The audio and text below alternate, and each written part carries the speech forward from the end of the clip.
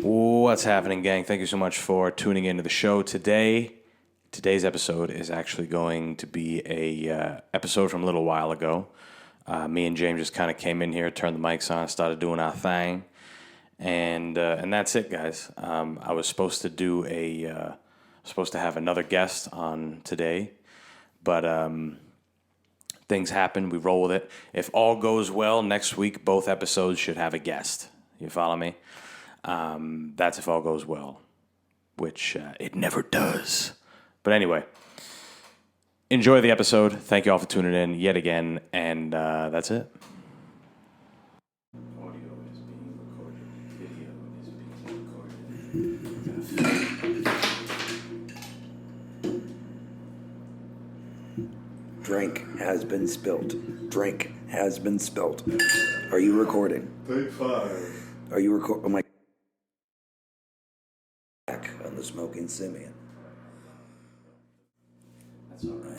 My ass is itchy. We're going to start right now. Yeah, right now. All right. That's right. We spilled that drink. We spilled the rest of the Tom Collins people. Putting everybody on at the time. I had Kevin on here. He had the Tom Collins. Good. And now the Tom Collins has been spilled. That's right. And now I'm all that we lost. Right. Pour out your Tom Collins on your golf course if you lost some homies. If you recently lost someone, Make a full Tom Collins and beverage. spill it on the ground. Mm-hmm. The earth. That's what I just did. Yeah, good. We just, we're just commemorating, podcasts that we lost this year. So sad. You were supposed to be the first podcast. I was supposed to. I'm going to try and the hard drive that it was on Yeah. kind of shit the bed. Nice. Good. So I'm going to try and work up the funds to get it fixed, but it's going to be like $600. It'll be worth it. I know. It will. 90 minutes of a of a podcast recorded in a dank basement. Right. I mean, we had a combined 2.5 hour setup conversation with David. David, I hope you're listening. It's so good. It is good. That's a phenomenal conversation. One of the best, nuanced, intelligent, well-reasoned, very relevant and important. It would have done well. Might have even right before the election. Right before the it was perfectly set. It was a slam dunk opportunity, all things considered. Just a real layup, a real ace in the hole hand to you. Didn't hit record. Well, that's what I do. I mean, like I said, what did I tell you the other day? I want to be, if I can be a nuisance, that's what I want to be. Honestly, in terms of articulation of being, it's you just want to be a petty annoyance, and cheers to that. That's right. That's why I do this podcast. Smoking Simian, the #1 podcast for nuisances, pests, and irritants everywhere. I think tonight we found our target audience for the show. Scumbag. Nuisances. People who live off the system. People who don't, People who just don't contribute anything. That's right. They don't care about anything. Nihilists. And to the full effect. The gift of life. You might as well ball it up and throw it in the trash. You're done. Drones. I essentially want drones to listen to my show. Those are my favorite people. I want lifeless husks. If I'm being honest, those are the people I like to hang out with. Lifeless drones. All of our friends listening. Pointless. Done. No point. That's right. Bye-bye. That's right. Good. Glad to see we're getting off on a good foot. That's right. On this beautiful Friday morning? I don't know when this might come out on a Monday, a Thursday. In an indeterminate... This is spontaneity. Spontaneity. No. Don't tell me. You're right. I'm the lawyer here. When you're right, you're right. You can't be left. Can't be left. I'm on the left. I'm on the left, and I'm I realized, I'm trying to be right, but I'm left. It's horrible. Interesting. Yeah, fascinating. So what else? What else has to be said on this recording session? Yeah. on this beautiful bonus episode to the Patreon subscribers of the Smoking Simian. Maybe one day. You never know. You'd be surprised what podcasts are popular. Right. There's literally like a 600 episode podcast that has like 5,000 subscribers that just talks about Alex Jones all the time. And I've listened to every episode. They literally only just talk about what Alex Jones said that day. Yeah. Well, Patreon's cool because it's like, if you're able to build up an audience, then you necessarily don't even need a sponsorship to make money off of a podcast. Yeah, like one of the few like fringe benefits of the economy now is that like, yeah, manufacturing's gone. Yeah, most of it's like service industries. Yeah, it's even more like you need more specialized education to get better jobs now. But like, if you're lucky and talented and grind hard enough, like you can make a living independent of like anyone. Right. Yeah, I mean, that's been brought to light much more recently. Even educators kind of have fallen to that side, like, hey, this is... I did all my LSAT tutoring for free with Khan Academy, and that's just some guy... Well, I mean, I'm sure he has, like, a degree and stuff, but, like, Khan Academy, like, you can't get, like, a 4-year degree, but, like, I got an education from them, and it didn't cost me anything except my internet connection, you know? Right. Yeah, it's weird. There's, like... They're almost being exposed. Yeah. It's like that you can... We have so much information, you can learn whatever the fuck you want, whenever you want. Yeah. I mean... It's just having the drive, I think. Because when you're in a school, you get like a schedule, something that keeps you to something that justifies your existence. Yeah. If you're just sitting in your room, not a lot of people will just sit in their room and learn something, you know? No. Like, if there's one thing that, like, self-directed learning taught me this year is that, like... Certainly life, especially now with all its myriad distractions, social, technological, and everything, like, you certainly need... Like, self-discipline has always been a key to success, but, like, even more broadly now, like you gotta force yourself to sit in that fucking room for 6 hours a day, otherwise you're not gonna do well in school, you know? Right. Well, I think there's also the argument that if you can do something from the comfort of your home or remotely, that you can kind of space it out through your day. You don't necessarily have to sit there for 6 hours at a time straight. Yeah. I think there's something to be said about taking breaks and being able to recoup yourself. Because think about it, when you were in school and you had when you were at college physically and you had breaks in between your classes, you got something to eat. If you had time where you didn't have to study or anything in between classes and you got something to eat and then went back to class. Yeah. I mean, for me, it made a difference. It gave me a chance to take a break. Yeah. I don't know. I will say that, man, this is a matter of personal taste, but it's like I like a clear separation between the time that I have to work and the time that I don't. I'm not the kind of guy that, enjoys a little work here, a little work there. I'd rather just get it all done in one setting. But I totally see for, the kind of people who, have to do, work that needs to be spread out over a day or work that can't be effectively split out over a day. Do this order here, make this here, fund or post this here. I totally see the advantages of having a more self-directed schedule. Yeah, you know? Open schedule. It's I've always just by virtue of going to school and then going to work and then choosing a profession that's very much confined to a building, a court, an office, a firm. I've just kind of been slotted into the guy that gets up 9 to 5, comes home on the weekends, but I totally see why it would be useful to have an alternative to that, because I know that's not for everyone. Right. Yeah, I mean, that's... And I also know it grinds people, in the dust, Wait, what do you mean? I know that for some people working 9 to 5, 40 hours a week and really only enjoying 2 days of your life, it's right. That's my biggest fear. Yeah, that's my biggest fear in life, is fucking not having the ability to mix work and not work, I guess. Not necessarily play, but work and not work. You know what I'm saying? For you, it just so happens that and for you and plenty of other people, it works for some people. You'd rather have your chunk of work and your chunk of rest. But, I don't know, for me, it's I want to be able to have the freedom to mingle between the two. You've always prized independence, in the way that you are and the way that you are, personally and businessly and, I can totally see why, you're trying to invest in, what's that thing that, it's self-generating income, or passive income. Passive Yeah. income. You know, like Yeah, well, you don't want to be tethered to anyone, and like I respect that. Like, you know, like that's an enviable like position to be. You know, right. Well, the thing is, the caveat that comes to that, and I'm sure other people who feel like who hold independence as highly as I do, may agree, is that. Fuck! I lost my train of thought. I'm a piece of shit. Sorry. Just Jen Collins. podcasting moments. Tom Collins fucking us up. Damn it, Tom Collins! You know you shouldn't have spilt them all over the floor. That's right. Pissed Maybe off if I finished drinking it, I'd think better. Yeah, maybe you should take the big swig of the malt beverage you have. You know, you know they say alcohol boosts IQ processing by like 200%.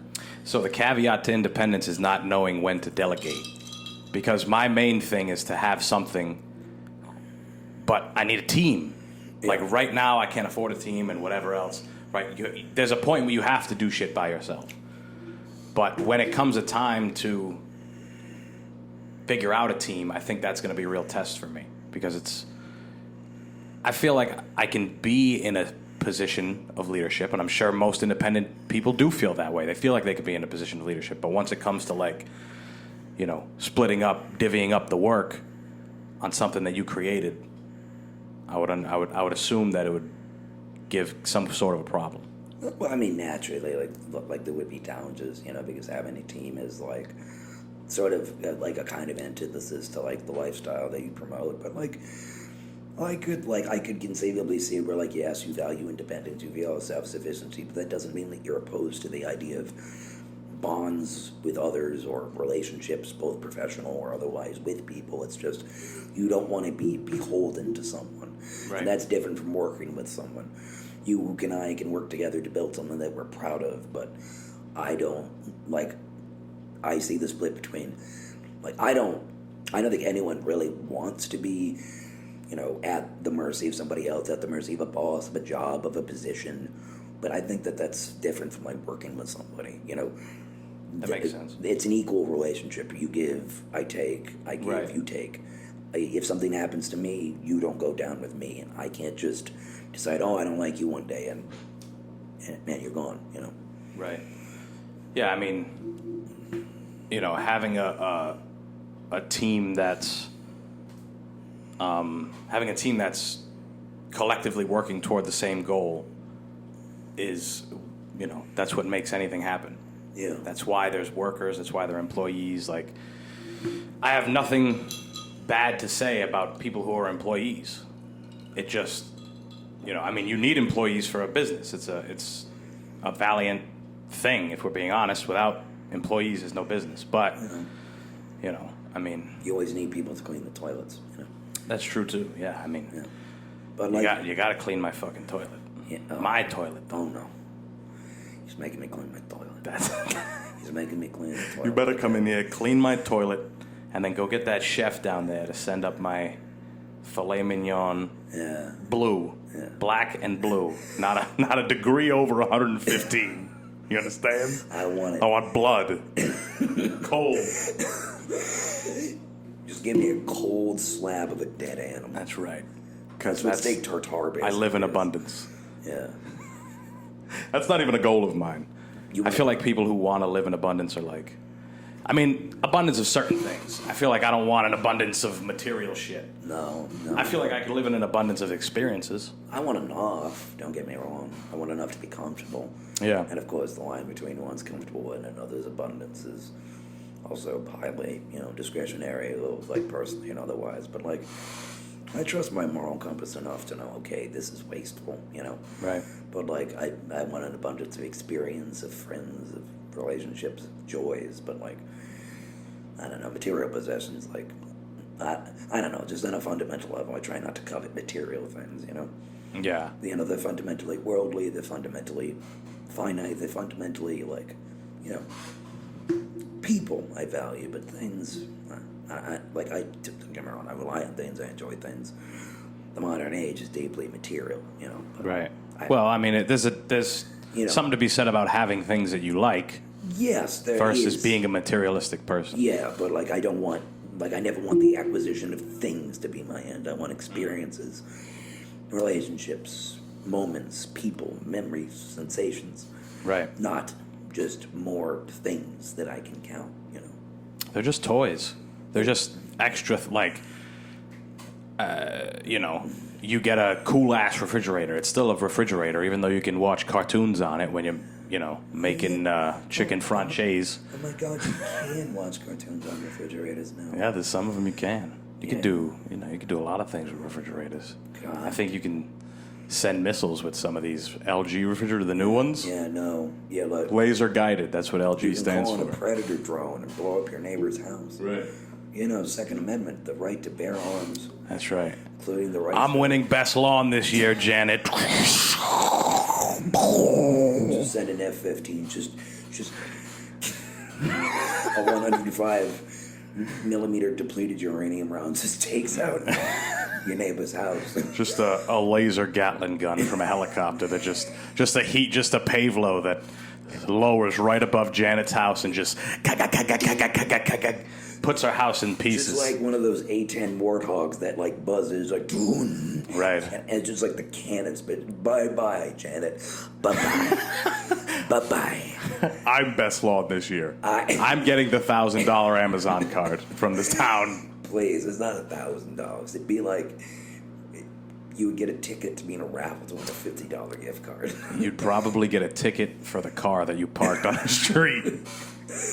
That's the prize for winning best lawn. That's the prize for winning the best lawn in Barrington. I always thought that was like... I never grew up in a place where there were actual awards for best lawn or best light show. North Providence never quite fit into that tax bracket. Right. Like, we would have most Goombas. most Budweiser cans on a lawn. Stacked. Most cigar butts put in a parking lot. Most prosciutto and cheese sandwiches Look. made, not even eaten.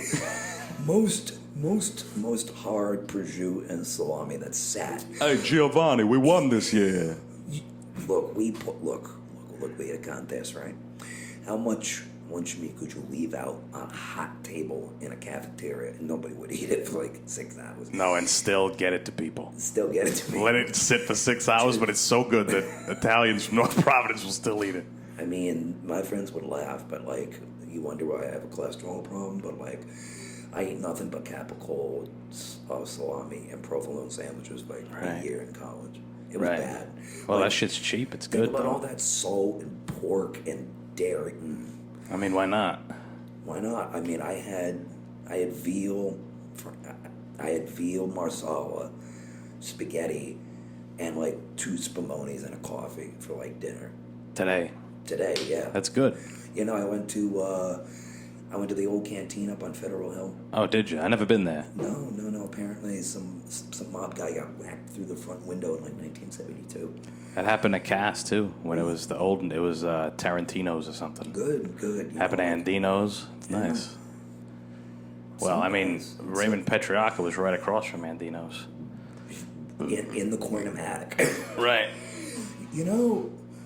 Like in today's PC society, Raymond Petriacca would fit in. Like, he hired non-Italians. Did you know that? I didn't know that. No. What a nice guy. My grandpa's cousin, who was half French, worked for him. Well, hold on now. There are guys who they used to like. Yeah. I mean, Gotti. One of Gotti's main hitmen was Armenian. What was his name? John A. Light. Yeah. And of course, Frank Sheeran. I love John A. Light when he talks about because you know how mob guys now they all make content on YouTube. They all make content the exact same way that Jake Paul makes content. Right. Michael Francesi makes the same content that Lele Pons or God, what's Hannah Stockings. No. I'm thinking of that TikTok girl that was on Jimmy Fallon. Another dying industry, late night TV. Oh God. Those soulless people just Just eye holes and mouths just what about Biden? Them and Saturday Night Live. Terrible pieces of American art. imagine being in a car with James Corden, and you have to pretend to do karaoke with him for 20 minutes. Right. It's like his plastic grin, just the amount of drugs he has to do to pretend to be that happy on camera. That's beautiful. Stephen Colbert hurts the most. Didn't he cry? He was crying on TV about something. I don't know. He's like, I don't know why I'm so filthy rich. He used to be really funny. Right. Like, back in the day. at the White House Correspondents' Dinner in 2007, he told, like, anti-Bush jokes to Bush's face. And I'm like, that's funny. That takes, like, stones. But, like, now he's just crying on TV. Right. And talking about, like, I don't know, the Mueller report. You know. Yeah, I mean, people get a check, they'll switch up. Yeah, you know. Make a lot more money working on NBC or whatever he is than... Dropping change to get you changed. That's right. You know, Big Body Rain's not the same. But I was going to say, John A. Light, the way he talks about what he used to do, he's so he's more blatant than any of the other guys. Yeah. Like, he's like he started his podcast. I forget the guy's name. You probably know who I'm talking about. I couldn't tell you his name right now, though. And he starts it off with, like, all the people and all the bad things he did. He's like, did I baseball bat Vinny Barbarino in the back of the head behind the 2-card? Yes, I did. Did I set a car bomb in that in that child's bedroom? Yes, I did. Did I he's got them all, and it's beautiful. I love it. He's so out there with it. The culture is beautiful. He's all the way out there. Just the way that you can put things, just... You know what's funny? Yeah, I did that. The parallels between the Italian community and the black community, and how Italians are so incredibly racist toward them, but they're the same thing. I mean, it's one of the great tragedies of relations.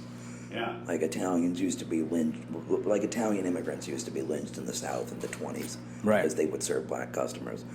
They brought gangs. There were nothing but gangs, the mob. I mean, it was a very well put together gang. The exact same sentence that people wrote about MS-13 about 1 to 2 years ago could be written and was written about the Sicilians in about 1910. These immigrants, they bring crime. They're not sending their best. Right. They're poor. They don't speak their language. They can't assimilate into American culture. And we became Americans. And I don't think you need to become like white bread and apple pie, but I don't know, like, it's patterns of history. It's sad because,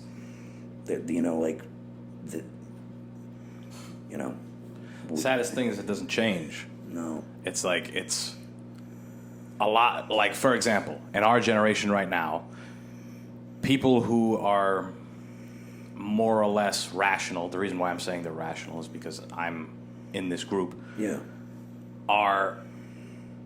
they're not so they're not like, I feel like there's a very left-wing extreme rhetoric, right? That everybody has to feel good all the time, and we got to be accepting of this and super accepting of that and all that stuff.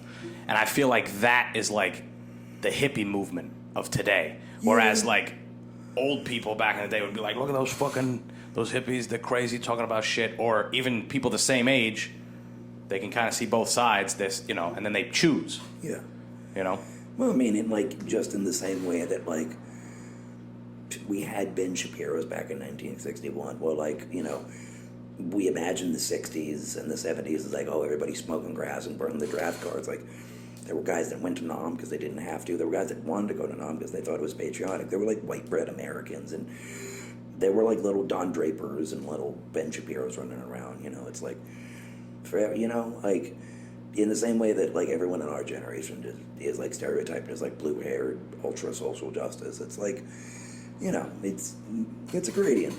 I've met many people with similar beliefs that don't look like that at all, It's just like, and I bet you when we have the movies about our times, there's going to be, like, these obvious markers that throw out, and we'd be like, yeah, we remember that, but that's not the full picture. Right.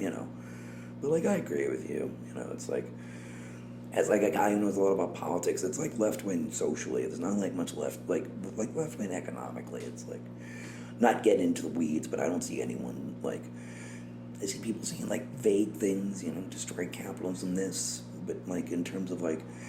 It's like, just go with what people will listen to, almost. It's not... Go with what people will listen to. Yeah. Go, it's easily distilled into, like, a 140 characters or, like, an infographic. Yeah. Quick, easy, disposable, Like, the other thing about modern technology is, like, the very high turnover rate of these things, of like memes, social movements, information, news stories. Right, so it's even easier to make them up out of thin air. Make them up, but also just like, God. Like the idea of being transracial, which is something I first heard about the other day. Yeah. Like thinking I'm a Mexican guy or something. I mean, I could pass as a Mexican guy, but think it as like a, We're gonna either put this in the vault or have to cut this. Why? Mexican? You can't say that? Well, I mean, to be fair, after you dropped the 100th episode, any chance of me being on this podcast already severely affects my future employment. Right. That was good, though, wasn't it? I haven't listened to it, but I can only assume. Yeah, I mean, it was all right. It was a learning experience. I mean, how many... It was too many of us. Yeah. Well, I mean, to be fair, like, we were talking before you hit record, but, like, this started out as 2 mics in a basement with a door for a wall, so... Right. Well, I mean, everything's got to start somewhere. Everything does have to start somewhere. Even from a mustard seed, a tree can grow.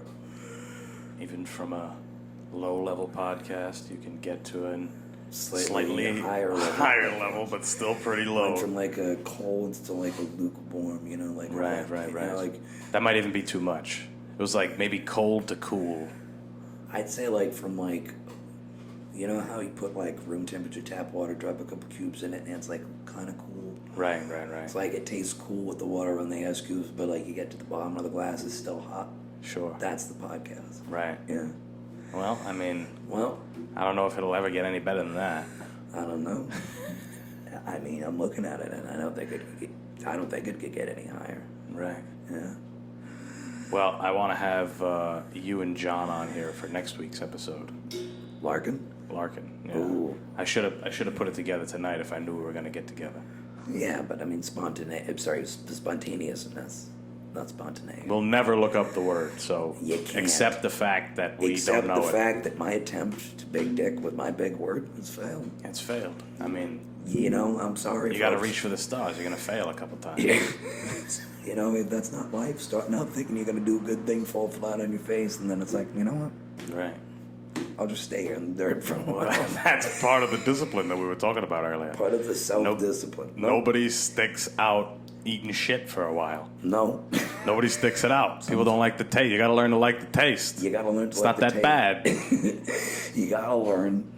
So when you're born, you just got to bullshit with a spoon. So, that's what we call life. You got 70 years to finish it. You can choose how you take your bites, you independent people, you take like a spoonful of shit here, a spoonful of shit here. Us employees, we just take a big mound of it right when we're born. Right in the morning. Right in the morning, it's like multivitamins. Yeah. Yes. Yeah, I did talk about eating feces on that podcast. That's good. No, it's not related to my record as an employee. I mean, if you look at my resume, I can tell you it's up. Okay, I understand. If it's up, then it's up, and it's up, and it's stuck. So I mean, the moral of the story is Cardi B. Yeah. To quote Ben Shapiro, wet ass P word. Right. Yeah. So what are me and John going to talk about? I don't know. The weather? Maybe. Sports? You guys know a lot about the weather, I think.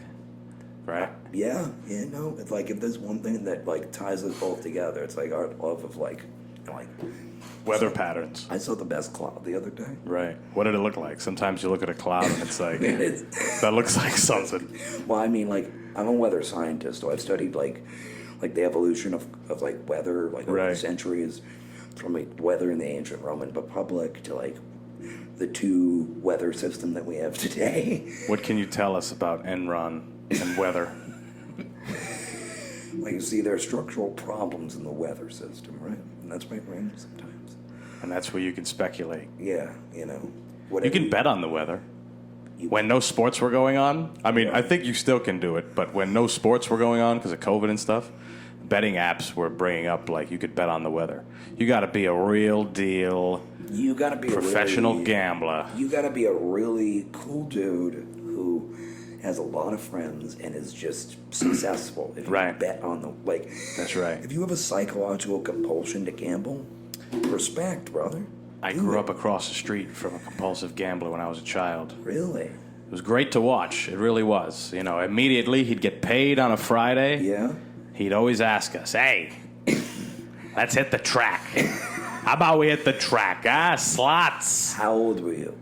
I was, elementary still. Well, I'll tell you, the family. Yeah. We grew up with the daughter.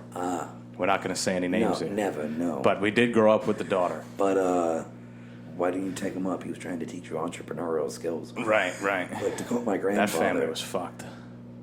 I'll tell you about him, but go ahead. Quote your grandfather. Whatever you do, you gotta add all the dirty laundry on the podcast, okay? That's right. Whatever you think you're not supposed to talk about it. It's fine. Yeah, but they'll never know. They'll never know because there's no way that anyone knows. If there's one thing about Rhode Island, nobody knows anybody. Nobody knows anyone. Nobody could recognize, hey, it's not like your name's attached to this. It's not like we constantly reference local things. It's not like... Didn't you have 2 listeners in France? Yeah, there's a few.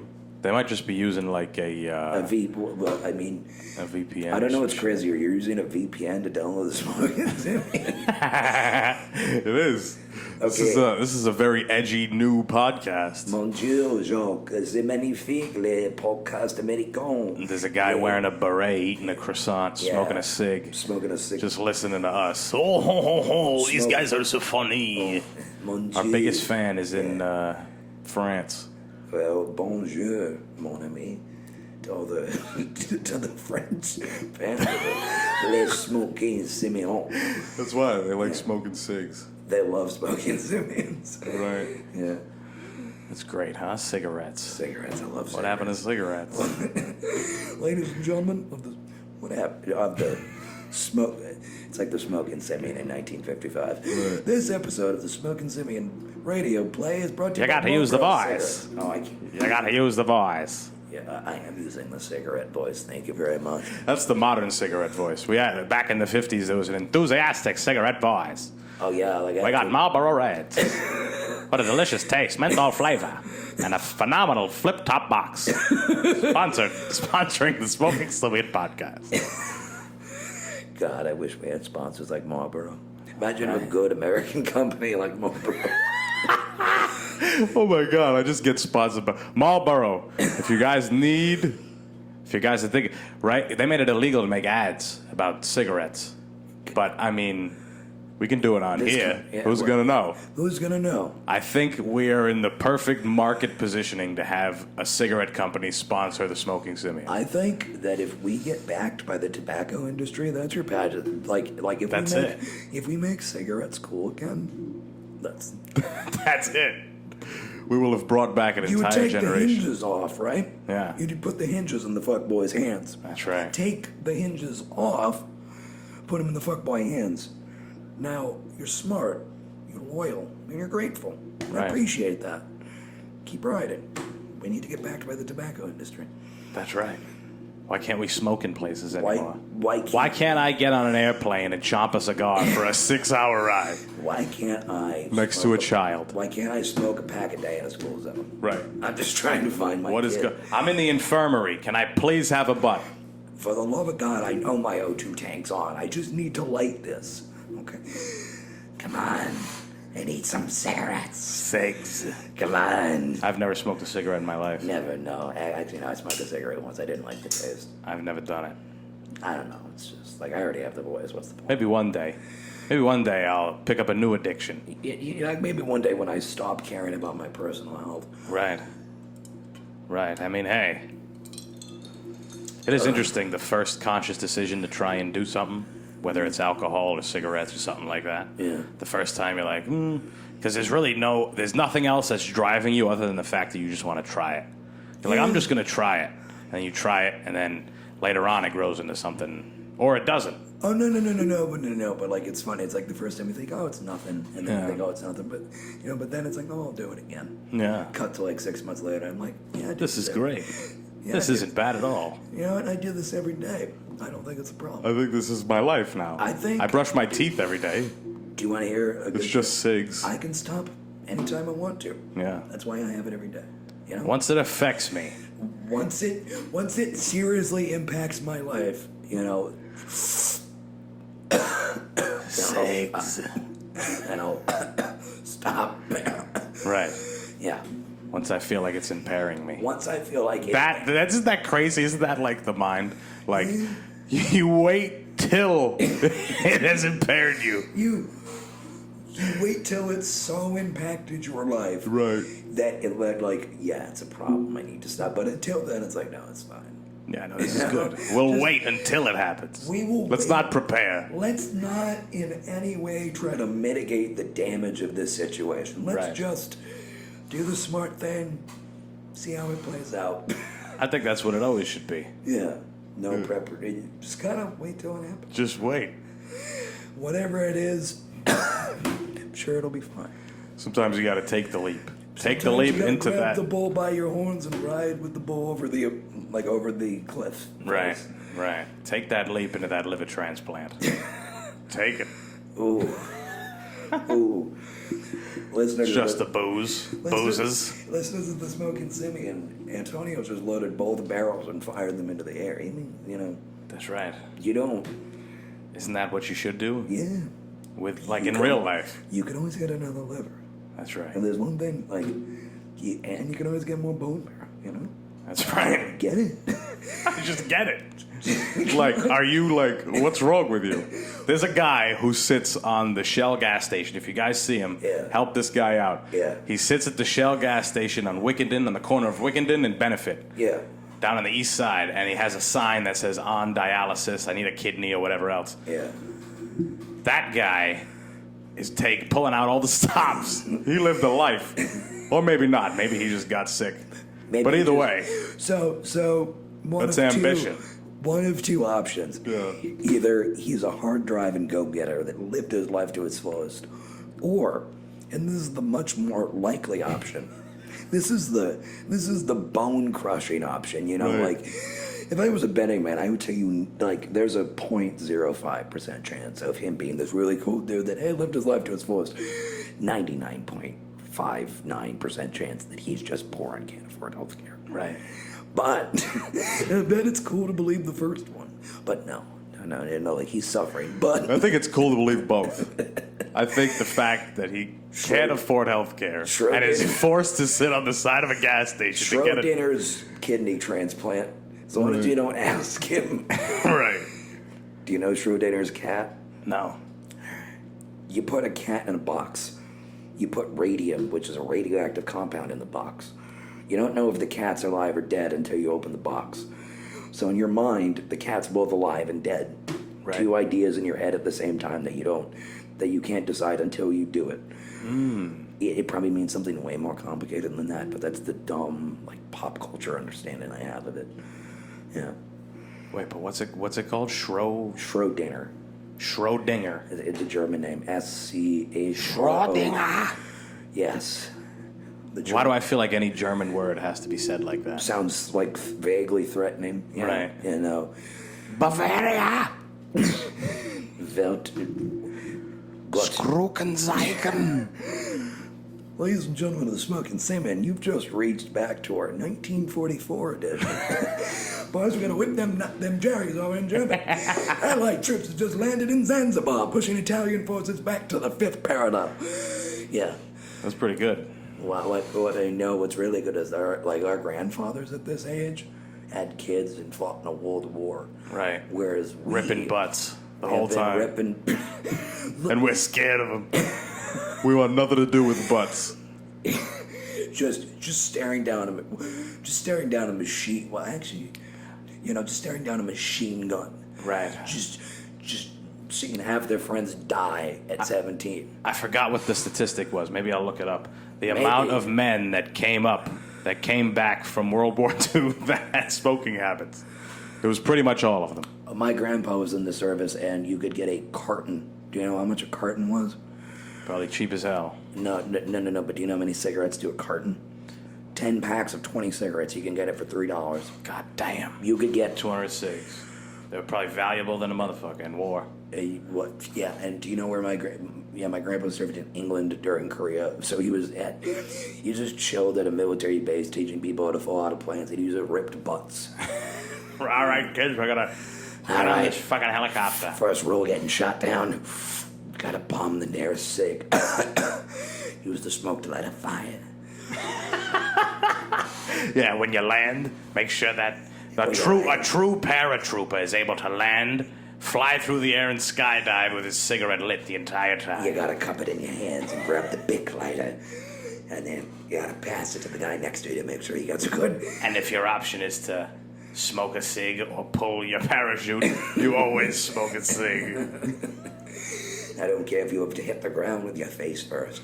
There's not like the cigarette in your mouth when you do it. I'll have you off my squad if I found out that you pulled a parachute for your life. Band of brothers. By World War II, American men were smoking men. To meet the smoking needs of upwards of 117 million draftees and volunteers during the war, the U.S. Army, as lead agent for cigarette procurement, handed out either through rations, morale items, or post-exchange sales nearly 350 billion cigarettes. 350 billion cigarettes. Damn. That's pretty fucking good. Damn, I wonder why so many people had cancer. I don't know. I mean, I doubt it was the cigarettes. No. You know, because like if you remember the commercials at the time, it promotes vitality, health, breathing. Pregnant women could smoke in Pregnant those women days. could and should smoke and drink. That's why it's hilarious when you hear like older people and they're like, I've been growing up on white bread my whole life. I'm not going to stop eating it now. Yeah. Like just the whole world. I think I'm specifically talking about boomers, but the whole world moved ahead, and they're like, I don't need to do that. Boomers' diet consisted of white bread, boiled salt meat, cigarettes, Valium, and highballs. And they like, damn it, I have hypertension at 52. What's wrong with me? Clark, What have I done in this life? Clark, I blame those damn kids and their rock music. The robots. They took our jobs. Those damn. I used to sweep floors and make $300,000 a year. That's when this country was right. When this country, Fuck technology. I miss Eisenhower. And Eisenhower. He was a real president. In Eisenhower, you would walk into the boss's office and he'd give you his job. And all you needed was you'd show him your grade school diploma and you'd be making $500 a week. And let me tell you something, 1962, that was a lot of money. Let me tell you something, I got paid a nickel in 1982 and I bought 3 cars. I paid off my mortgage in 75. Wow, that's great. The world is fucking nothing like that. Wow, I drive. You kids today don't work hard enough. Yeah. It's because we realized the sham that you bums has set for us. Not even the sham, but the system that you purposely imploded and didn't take care of. And then, it's like handing someone a burning puzzle, and it's like, here, make a barn out of this. Right. Half the pieces are burnt. It's like half of them have been thrown away, but it's like, why doesn't your barn look good? I got paid $8 billion. I was making plenty of money supervising. Got a job as a supervisor. There's no jobs like that anymore. I worked at the box factory making sure all the boxes were square. Any circled boxes, I'd take them out. The other day I watched an old Dusty Rhodes promo. Dusty Rhodes was a wrestler from the WWE in the 80s. Yeah. And he would always talk about hard times. Let me tell you about hard times. He's from the South. One of the best things he said was, he's like, I'll tell you about hard times. Hard times is when a man works at a job 30 years, they give him a watch, they slap him on the ass, and they say, hey, daddy, a computer took your job. I was like, what a foresight that guy had. Yeah, Dusty Rhodes. Yeah. Can you believe back in the day you'd be like a firefighter? Some male in my family was a firefighter 100 years ago, and all they gave him for retirement was a gold watch. Right. It's like, yeah. And that's what you worked for. Yeah. It's crazy. Now I'm free and I can tell the time. Well, now I have this nice brass-plated watch. Do they even give watches anymore for workers? Do people tell the time on their wrists anymore?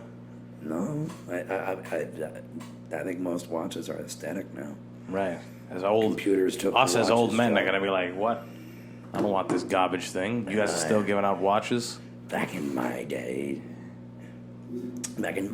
we used to have Jake Paul. Kids. Now he had talent. Kid was a real boxer. Kid was a real boxer. He fought. Have you kids The ever? fiercest of competitors. Have you kids ever heard of Askren? Ben Ass Cream. He lasted 30 seconds on the ring. It was the best 800. Now $800 buys you a cheeseburger. Back then, it could buy you 3 cheeseburgers. Back then we had streams. I put $800 on Askren, and it was the best 30 seconds I ever paid for. 20 seconds, the announcer goes off. Boom, boom, he's down for the count. Never gets up. One of the best fights I'd ever seen. Reminded us of a wise leader, Joe Biden. Come on, man. Come on, Jack. I just got rocked. Do you know what he said on the 4th of July? Let's hear it. So, didn't he had to pull out his cards because he forgot? Was that on the 4th? No, I don't know. Come on, man. I'm not talking about that. I'm talking about. So we left Afghanistan. Right.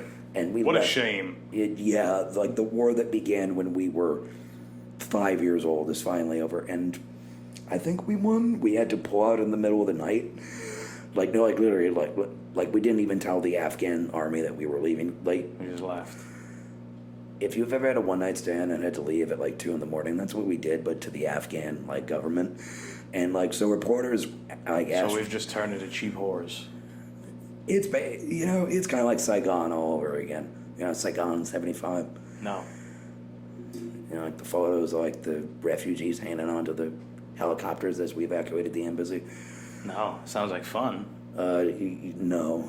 I don't know about it though. Okay. It's when South Vietnam fell and the North Vietnamese won the Vietnam War. Right. The guys that we were fighting, the NVA and the Viet Cong. Yep. Yeah. But Joe Biden. So they asked Joe Biden to comment on it, and he said, "Come on, man, I want to talk about happy stuff. It's the 4th, man." And I'm like, "Thank you. I want honesty and leadership. Come on, man, I want to talk about happy stuff, Jack. Come on, Jack. Come on, man. Is that not happy stuff? Get your shot, man." No. We left a war that we've been in for that long. What a good president. Is that not happy on the 4th of July to talk about? The last 2 presidents have been like, "Folks, it's going to be okay. Doing a great job. It's great." And then we have a sleepy old guy, and it's just like, "Come on, Jack. Come on, man. I want to talk about, better shit, man." Chicken tenders, man. Come on, man. You ever have those? They're crispy. Real good. Honey mustard. Yeah. That's Joe Biden at the podium. Joe Biden. Describing his lunch. Joe Had this Biden. real good salad. Joe Biden Croutons were still crunchy despite the amount of dressing they put on it. Look, man, I took a girl to see Bride and Frankenstein. It was a great movie, man. Sally Hawkins. I was 17 years old, man. I think that would suit us much better. If Yeah. he would if actually all the reporters didn't ask him any questions at all. If we just let the president just talk. If he just if he went up there like he had a podcast, like we're doing right now. Yeah. And you just let him go. Just put Biden and Trump in a room and just let them talk about, what their day was. That's right. Trump would, 120% approval rating. It would bridge the left-right divide. It'd be like Trump could talk about how many holes of golf he hit that day. Biden could talk about what it was like to, drive a Plymouth 1962. Right. I would love that. Man, my dad could drive a car, man. And then I remember being a kid, man, sitting with my Listen here, dad in Mike. the car. We'd drive on the roads. Let me tell you something. Yeah, no, in 1958 when, getting in a steel, sharp-edged car Right. that got 3 miles to the gallon and, gutting it at 50 miles an hour down an unpaved road, and that was... No seat belts. You don't need them. Bill Burr had a great joke about how when they first put airbags Yeah. in the car, it was only for the driver. And he's like, "Oh, wow. Thank God that saved me." And he turns around and he's like, "My family." Damn. It's hilarious how there's no, that in particular is hilarious. We were talking about cigarettes too, but they just didn't have any idea. They had to wait. Just like we've been talking this whole time. They had to wait till it caused a problem to fix it. On some level, that's just human nature. Right. Why would you want to disrupt something that, generally is working? It's not great, but, works for now. I think most normal people, just like make compromises to live, Yeah. You don't question what you do. Like it's hilarious now, but I guarantee you in 50 years, the Earth gets hotter every year. What did you do? Oh, you just turned the AC up. Right. Oh hell yeah.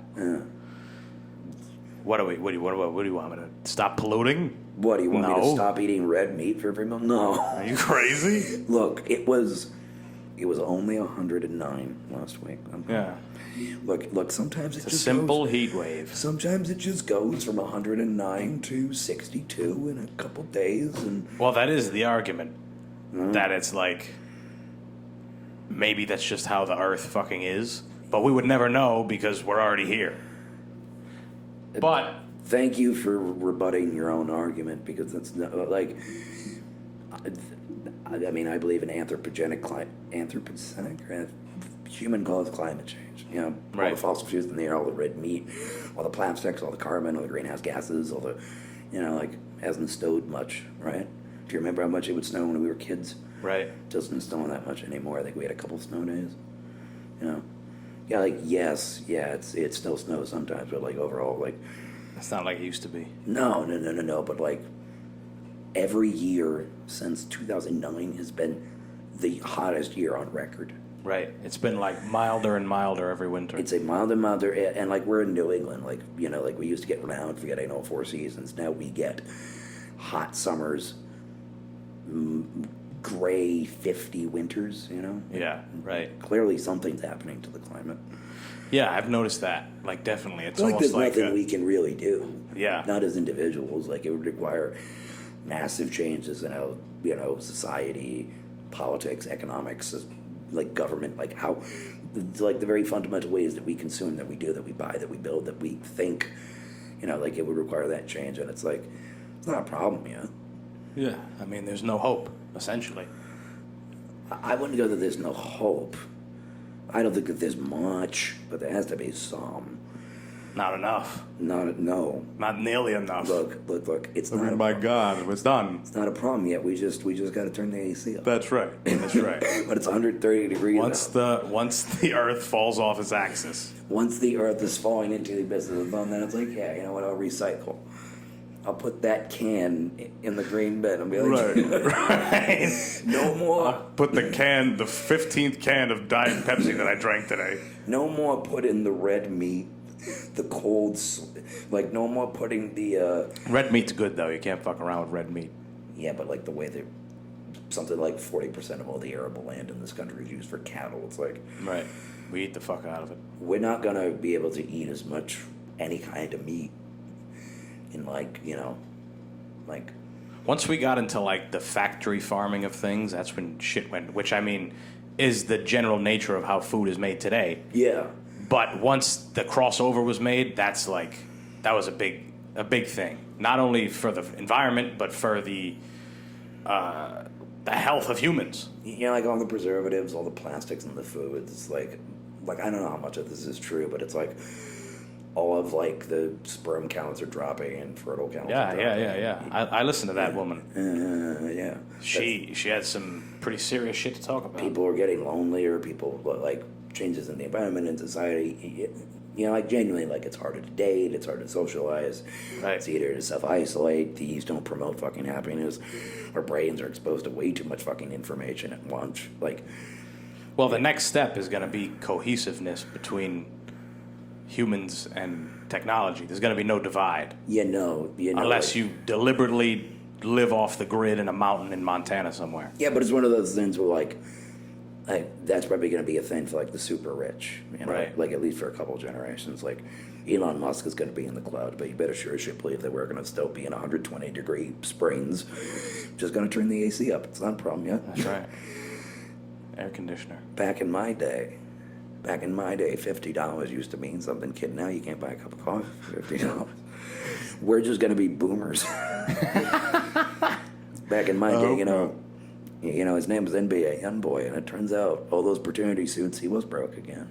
He became broke again. Yeah, hence the name. What a sick thing. NBA Youngboy, broke again. Youngboy.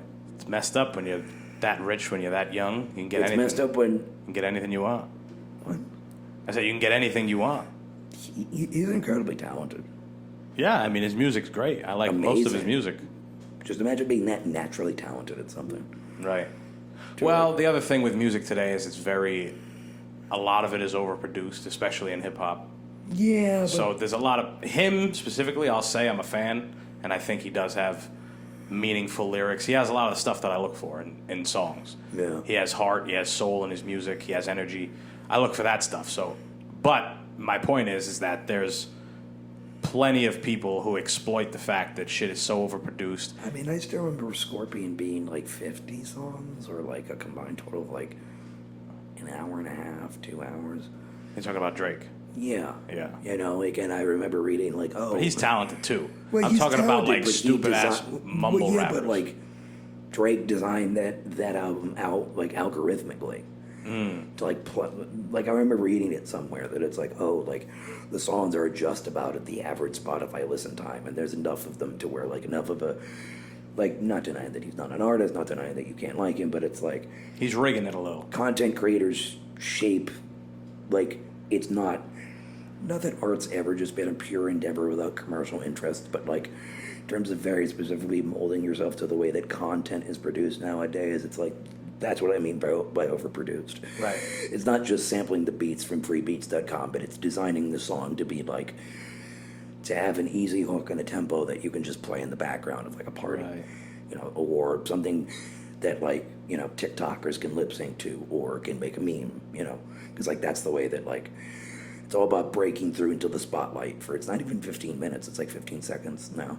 Right. It's like your literal 15 seconds of viral status, you know. It is true. I mean, there's so many people who just. Did you know that Charlie Bit My Finger? Do you even remember what that was? Yeah, of course. Did you know that sold for an NFT recently? It's no longer on YouTube. Yeah, $50,000. Damn. It's a come up. Think about it. It's like what? That was 2008. Right. That was like a funny video that like you watched when you were in grade school. Yeah. And 11 years later, they repackaged it as like some online Ponzi scheme for art, you know. Sure. Well, I mean, I think every generation has different ways to make money. Yeah. I mean, Every you generation has. hear stories about like guys in the 70s and whatever else. They used to know people that would just buy things. They buy and sell things. That was like a much easier thing that would happen in those days, or it was easier to just be like a paper boy or do these other things. Whereas today, a lot of those industries have either changed or you're able to get money in a similar fashion, a scamish kind of fashion. You know what I'm saying? Not saying that NFTs are necessarily scams, but I mean, No, but if I told you that you could get a picture of Tim Dillon in a wig dressed as the woman from The View, I forget her name, when he did like a bit about being on The View and dressed up as a woman with like a Joy big hairy Behar, chest. Meghan McCain. I think it was Joy Behar, Respect. and he dressed up as like a woman with a dress but a hairy chest and a beard. And that picture of him grabbing his fake tits in a dress and going like this with lipstick on is an NFT. Wonder how much it'll sell for. Probably a lot of money. Damn. Imagine even that kind of money. Like, oh yeah, Like, how is that specifically art? You know what I'm saying? Like, he's a comedian. He's artistic. He makes sketches. The sketch that he did was art. Yeah. But that one picture, yeah. Like, people will spend money on that. Well, I mean, it's one of those things where like all the slots line up. He's a comedian, yeah, but did he get his start with Rogan? I know he got his spotlight boosted by Rogan. It was definitely a spotlight by Rogan, but he won the Ontario or whatever the fuck it is, the Just for Laughs festival in Toronto. That's what it is. It's a huge comedy Who festival. hosts Fighter and the Kid? Brian Callen. No, like the main guy. Brendan like, Schaub. Brendan Schaub is like, yeah, like Chooch. what? He's a little bit of a chooch. He went from UFC, right? Yeah. UFC to comedy because he knew Joe Rogan. Yeah. I mean, like the story with Tim Dillon is that, yeah, like he's a genuinely funny comedian, but he worked out with like a pillar of the modern content game, Joe Rogan. Right. And then it's like, how did Joe Rogan become successful? Talent and luck. You know, it's like And a long time. It took him a long time. A long time, but like, wow. Like, and his gift is just being able to be engaged, like engaging to listen to hold the conversation. Right. Be funny, yeah, but like. Well, I mean, watching a guy like him, it's almost effortless. Like watching some podcasts, it's like this person is like. I'm a big proponent of studying like people who are good at different aspects of things that I want to be good at. Yeah. So like when you listen to a guy like him, it's like it's effortless. But God, I always end up bringing Joe Rogan up on here. Damn it. But it took. What do you think reminds me of Joe Rogan here? It's like just guys talking about. It must be drinking. Monkey behind us. But it took like 1,600 episodes for him to be the person that he is now, I guess, the host that he is, you know what I'm saying? When you look at it from a learning standpoint, when you're trying to pick something up off it. So then when I listen to so that helps me when I have guests and I want to have conversations with them. Yeah. But then when I listen to like a Tim Dillon or a Joey Diaz, they do solo podcasts, so I try to learn how they act, you know what I'm Joey saying? Diaz strikes me as a fundamentally like different person from Rogan. Like it could just be like. Oh, 100%. Like a sort of vague, like, cultural affinity. But, like, I feel like Joey Diaz reminds me of, like, a friend of mine. Right. Whereas, like, I don't get quite that parasocial relationship with Rogan. Like, with Rogan, I see him more like, not like literally like a Cronkite, but, like, you know, like a guy that, like, you listen to, not for news, but, like, to listen to. But Joey Diaz, like... It's like your uncle. Exactly. Yeah. Right down to the fact that his voice is that of... I want to say 3 out of 8 of my uncles just, you know, kid, I used to do this and do that and then do this. And then that. And then that. God, when you go robbing, God, now that's a story. He did a lot of stuff. See, Those stories are crazy. See, and that's the magic of growing up in that magic period, like, you know, just when society was really getting scummy in, like, the early 60s, or, like, late 50s, early 60s, like...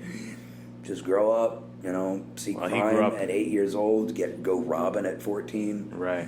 People who grew up in the 70s saw some shit. Yeah. I mean, especially him. He was in New York City in the 70s. That's the mob all day. Yeah, before Giuliani, back when Times Square was like not a place you could be at night. Right. Yeah, and now it's like beautiful. Like he talks about all the time. He's like, I remember going to West 38th Street and doing this and mugging hookers and blah, blah, blah. But now there's white people walking around with lattes and funny glasses and beards. You gotta love the march of civilization, in quotation marks. Right. Yeah. The same civilized people who eat their dead from time to time. Some of them do. You're gonna need to riddle me that one. Yeah. Extreme human behavior. The old George Carlin bit. Where he talks about some of the crazy things that humans do that animals don't. It was just like a funny play on... Oh, okay. Because I'm like, damn, like is there gambling going on in contemporary society? I don't think so. Right. But then I remember the whole point of Christianity was just like you eat God once a week, where it's like, you know. It's kind of nice. It's nice, you know. God isn't, I mean... Thin wafer. Could be a human. Do you think God is made of thin wafers? What if God was one of us? What if God is just a bunch of thin wafers? Oh no! Stop it! Like a short stack, or maybe like you ever play poker? Yeah. Just a few stacks. Just a few of stacks thin of wafers. Like thin wafers, yeah. Yeah. Omnipotent. I'm sorry. Omnipotent, omnipresent, whatever. Right. Just a couple all the thin omnis. wafers. All the omni man. Right. J.K. Simmons. And really, everybody just gets into heaven because everybody gets into heaven because he's just like a little piece of bread. Sorry, God. Yeah, nice. All right, I think we might have to. You know what? I think this is a good way to wrap it up. Let's wrap around the episode. That's Independence, right. Pretty good. Cigarettes, even better. Not bad. Crimes, this was good. Commit them. Yeah, I mean, quit your job, commit crimes. Quit your job, only commit crimes. Rip butts. Till you're dead. Is there anything else? Did we miss anything? $800 working at the box factory. That's right. Never forget. Making sure the boxes were all square. Never forget our ancestors. Never forget where we came from. That's right, people. Never. Because we've made it so far. And that's it. We're done with this motherfucking episode. Follow me on all my things. I know I was supposed to say this at the beginning, but I don't care. If you've listened to the past 75 minutes, Follow him on Twitter. Right. Facebook, Instagram. We don't have Facebook. No Facebook. No Facebook. That's for old people. That's for If you the see us on boomers to Facebook, complain about yeah. the box factory. Yeah. Biden shut down the... Biden and AOC shut down the box factory. I hate that AOC. I hate she should that go back to serving tables. Oh, God, that's terrible. I love you, AOC. Oh, God. And I just lost half the membership. Membership, fuck. All right. So long, everybody. Links in description. Follow me. Do all that shit. Peace. Done. Never clicked record. No, I'm kidding. I did.